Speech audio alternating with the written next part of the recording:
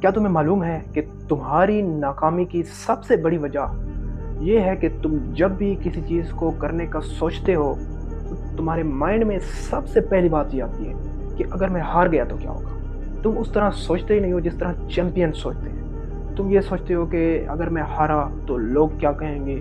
तुम पॉसिबिलिटीज़ पे जाते हो और तुम सोचने के साथ ही कुछ देर बाद अपने आप को अपने माइंड में ही एक हारा हुआ इंसान तस्लीम कर लेते हो और तुम वो काम कभी कर ही नहीं पाते। तो इसलिए तुम ज़िंदगी में हमेशा ही जब भी कोई चीज़ करने का इरादा करते हो, तुम नाकाम होते हो। बट चैंपियंस का माइंडसेट इससे बिल्कुल डिफरेंट है। चैंपियंस ये सोचते हैं कि अगर मैं जीत गया तो क्या होगा? अगर मैं जीता तो सिनेरियोज़ क्या होंगे?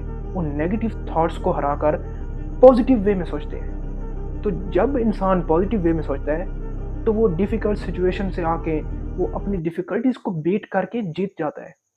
डाउन पैचेस, बैड पैचेस सबकी ज़िंदगी में आते हैं। लेकिन जब मेंटली स्ट्रॉन्ग हो इंसान, तो फिर उसे कोई नहीं हरा सकता। सो अगर तुम लाइफ़ में जीतना चाहते हो, तो नेगेटिव थॉट्स को हराओ और पॉजिटिव थॉट्स बिल्ड करना शुरू करो। और अपने अंदर ये सोचो कि मैं एक जीता हुआ इंसान हूँ और मैं जीत सकता हूँ। चाहे जितना भी डिफ़िकल्ट काम क्यों ना हो, तुम अपने माइंड में अपने आप को ये बताओ कि मैं इसको 100% अचीव कर लूँगा। एंड देन तुम देखोगे कि यू विल अचीव इट। पर उसके लिए काम करना पड़ता है। उसके लिए तुम्हें सर्टेनली मेहनत करनी पड़ती है। So the thing is, positive सोचो और काम करो, तभी जाके तुम कामयाब इंसान बन सकते हो। So go and work for it. See you soon.